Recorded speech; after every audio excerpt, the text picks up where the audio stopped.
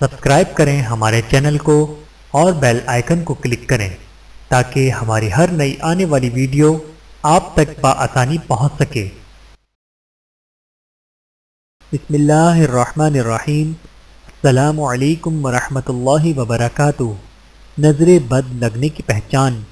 نبی کریم صلی اللہ علیہ وآلہ وسلم نے ام سلمہ رضی اللہ تعالیٰ عنہ کے گھر میں ایک لڑکی دیکھی جس کے چہرے پر نظر بد لگنے کی وجہ سے کالے دھبے پڑ گئے تھے۔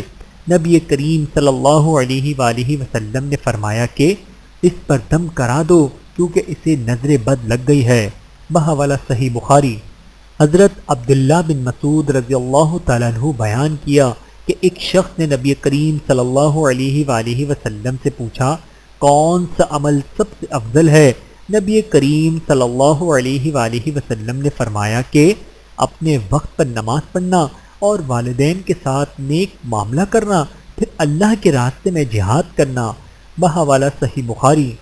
حضرت عبداللہ بن عمر رضی اللہ تعالیٰ عنہ نبی کریم صلی اللہ علیہ وآلہ وسلم سے روایت فرماتے ہیں کہ آپ صلی اللہ علیہ وآلہ وسلم نے ارشاد فرمایا کبیرہ گناہ یہ ہے اللہ تعالیٰ کے ساتھ شریک ٹھہرانا اور والدین کی نافرمانی کرنا اور کسی جان کو ناحق قتل کرنا، خودکشی کرنا بھی اسی میں شامل ہے، اور جانتے بوجھتے ہوئے جھوٹی قسم اٹھانا۔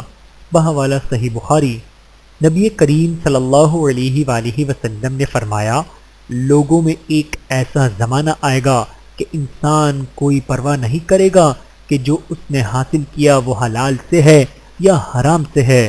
بحوالہ صحیح بخاری۔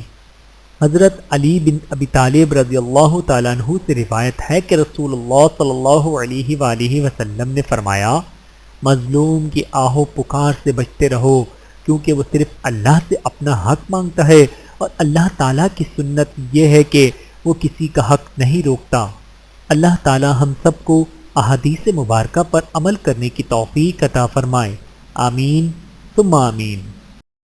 ویڈیو دیکھنے کا بہت شکریہ۔ مزید ویڈیوز دیکھنے کے لیے ہمارے چینل کو سبسکرائب کریں۔